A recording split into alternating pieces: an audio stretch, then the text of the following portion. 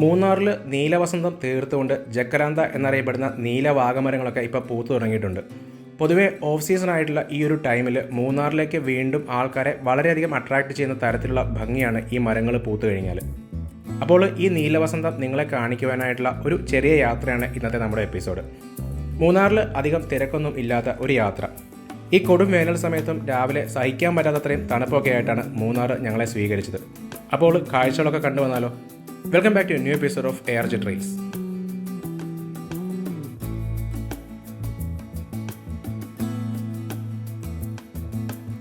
ഞങ്ങൾ രാവിലെ ഒരു 6:30 ആയപ്പോഴത്തേക്ക് മൂന്നാർ എത്തി. ഇവിടെ എത്തിക്കഴിഞ്ഞപ്പോൾ ഒരു രക്ഷയില്ലാത്ത തണുപ്പായിരുന്നു. ഈ വേനൽക്കാലത്ത് മൂന്നാർ രാവിലെ ഇത്രയും തണുപ്പ് കാണുമെന്ന് യാതൊരു പ്രതീക്ഷയും പോരുമ്പോൾ ഞങ്ങൾക്കില്ലായിരുന്നു. അതുകൊണ്ട് തന്നെ കയ്യിൽ ഗ്ലൗസോ ഷൂസോ ഒന്നും ഇല്ലാതെയാണ് ഇങ്ങോട്ട് പോകുന്നത്. ഏതായാലും ജാക്കറ്റ് ഉള്ളതുകൊണ്ട് ഒരു പരിധി വരെ തണുപ്പിനെ പ്രതിരോധിക്കാൻ പറ്റി. പക്ഷേ ഗ്ലൗസ് ഇല്ലാത്തതുകൊണ്ട് തന്നെ വണ്ടി ഓടിക്കാനായിട്ട് ഭയങ്കര ബുദ്ധിമുട്ടായിരുന്നു. തണുപ്പ് സഹിക്കാൻ പറ്റാഞ്ഞിട്ട് അവസാനം കൈയൊക്കെ ചൂടാക്കാനായിട്ട് എഞ്ചിനിൽ വരെ തൊടേണ്ട അവസ്ഥയായി.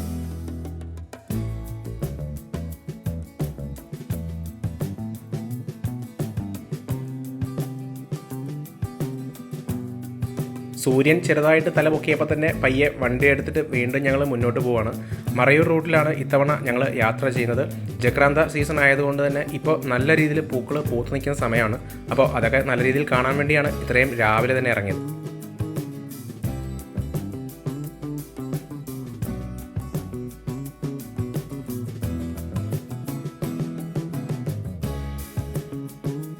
മുന്നോട്ട് പോകുന്തോറും വീണ്ടും നല്ല രീതിയിൽ തണുപ്പ് കൂടി വരുന്നുണ്ട്. ഞങ്ങൾ മറയൂർ റൂട്ടിൽ കുറച്ച് പോന്നപ്പോൾ തന്നെ വീണ്ടും വണ്ടി നിർത്തിയിട്ട് കുറേ കാഴ്ചകളൊക്കെ കണ്ട് ഒരു ചൂട് ചായയൊക്കെ കുടിച്ചിട്ട് പയ്യെയാണ് മുന്നോട്ട് പോയത്.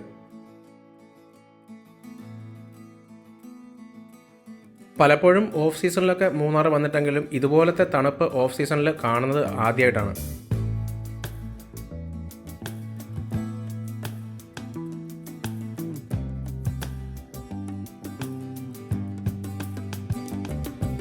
മൂന്നാറിൽ പല സ്ഥലത്തും ഈ ജക്രാന്ത മരങ്ങളൊക്കെ കാണാൻ പറ്റുമെങ്കിലും അത് ഏറ്റവും കൂടുതൽ ഡെൻസായിട്ട് കാണപ്പെടുന്നത് നമ്മുടെ മറയൂർ റൂട്ടിലാണ്. അതുകൊണ്ടാണ് നമ്മൾ മറയൂർ റൂട്ട് ഫോക്കസ് ചെയ്ത് പോകുന്നത്.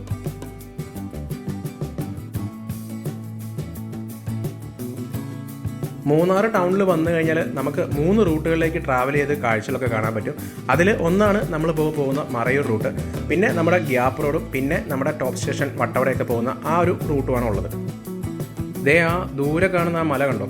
ഇതാണ് ആനമുടി. കേരളത്തിലെ തന്നെ ഏറ്റവും ഉയരം കൂടിയ കൊടുമുടിയായിട്ടുള്ള ആനമുടി ഈ റൂട്ടിലാണ് ഉള്ളത്.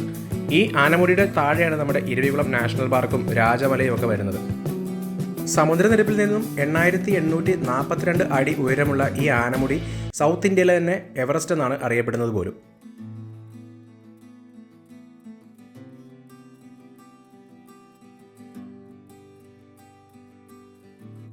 മൂന്നാറൊക്കെ വന്നു കഴിഞ്ഞാൽ രാവിലെ നേരം വിളക്കുന്ന ആ ഒരു ടൈമിൽ ഈ തേയിലത്തോട്ടങ്ങളിൽ കൂടെയൊക്കെ നടക്കാനൊരു പ്രത്യേക വൈബ് തന്നെയാണ്.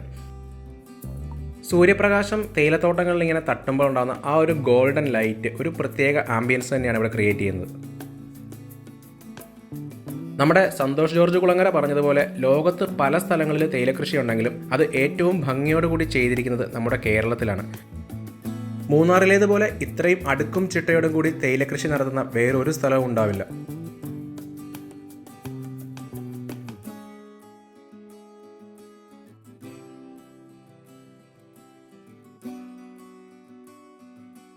പൊതുവേ ഞങ്ങളിപ്പോൾ വന്നിരിക്കുന്ന ഈ ഒരു ടൈം ഓഫ് സീസൺ ആയതുകൊണ്ട് തന്നെ റൂട്ടിൽ തിരക്ക് വളരെയധികം കുറവായിരുന്നു. അതുകൊണ്ട് തന്നെ വളരെ പീസ്ഫുള്ളായിട്ടൊരു യാത്രയായിരുന്നു ഇന്നത്തേത്.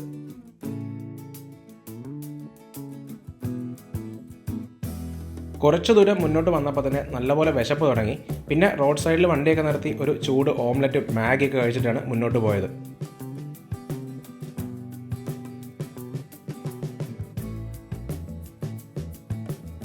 ഈ ബ്രെഡ് ഓംലെറ്റും മാഗിയൊക്കെ നമ്മൾ എത്ര വീട്ടിലുണ്ടാക്കിയാലും ഇത് ഹൈ റേഞ്ചിൽ വരുമ്പോൾ കഴിക്കുമ്പോൾ ഒരു പ്രത്യേക ടേസ്റ്റ് തന്നെയാണ്.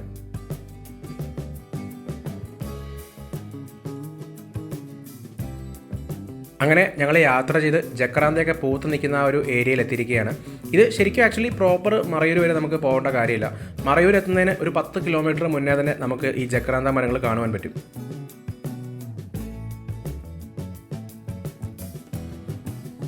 ഏതായാലും പ്രതീക്ഷിച്ചതുപോലെ തന്നെ നല്ല രീതിയിൽ മരങ്ങൾ പൂത്തു നിൽപ്പുണ്ടായിരുന്നു.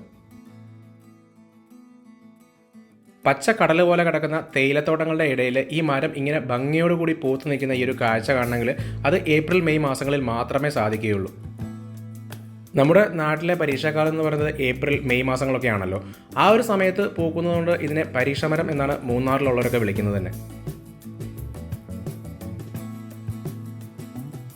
മൂന്നാറിനും മറയൂരിനും ഇടയിൽ വാഗവര എന്ന സ്ഥലത്താണ് ഇപ്പം ഏറ്റവും കൂടുതൽ ഇത് പൂത്തു നിൽക്കുന്നത്.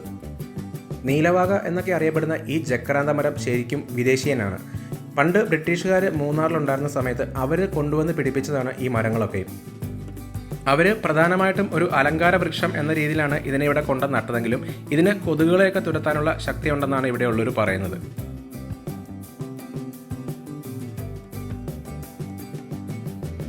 ഈ മരത്തിന് പരീക്ഷാമരം എന്ന പേര് വന്നതിന് പിന്നിൽ വേറൊരു രസകരമായിട്ടുള്ള കഥ കൂടിയുണ്ട്.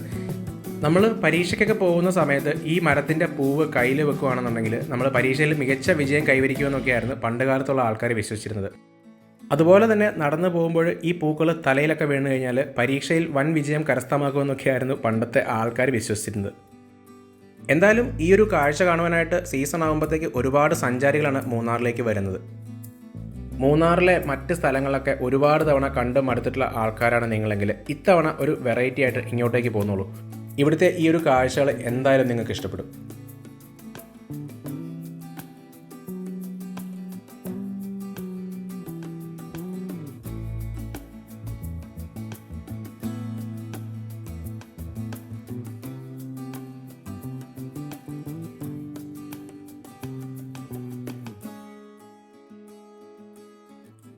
ഏതായാലും ഈ ഒരു ചെറിയ എപ്പിസോഡ് ഇവിടെ വൈൻഡപ്പ് ചെയ്യുകയാണ്. വീഡിയോ നിങ്ങൾക്ക് ഇഷ്ടമായെങ്കിൽ നിങ്ങളുടെ വിലപ്പെട്ട നിർദ്ദേശങ്ങളൊക്കെ കമൻറ്റ് ബോക്സിൽ ഒന്ന് രേഖപ്പെടുത്തുക. ഒഴിവ് കിട്ടുന്ന സമയങ്ങളിൽ വളരെയധികം എഫോർട്ട് എടുത്തിട്ടാണ് ഞങ്ങൾ ഓരോ വീഡിയോസും നിങ്ങൾക്ക് വേണ്ടി ഷൂട്ട് ചെയ്യുന്നത്. അതുകൊണ്ട് തന്നെ മുന്നോട്ടും നിങ്ങളുടെ നല്ല രീതിയിലുള്ള സപ്പോർട്ട് ഞങ്ങൾ പ്രതീക്ഷിക്കുന്നു. പറ്റുമെങ്കിൽ നിങ്ങളുടെ ഫ്രണ്ട്സിനും ഫാമിലി മെമ്പേഴ്സിനും ഒക്കെ ഞങ്ങളുടെ ഈ ചാനലൊന്ന് ഷെയർ ചെയ്ത് ഞങ്ങളൊന്ന് സപ്പോർട്ട് ചെയ്യുക. അങ്ങനെ ഒരു ചൂട് കഞ്ഞിയൊക്കെ കഴിച്ചുകൊണ്ട് ഞങ്ങളുടെ യാത്ര ഇവിടെ അവസാനിക്കുകയാണ്. So see you in the next video. Until then bye by.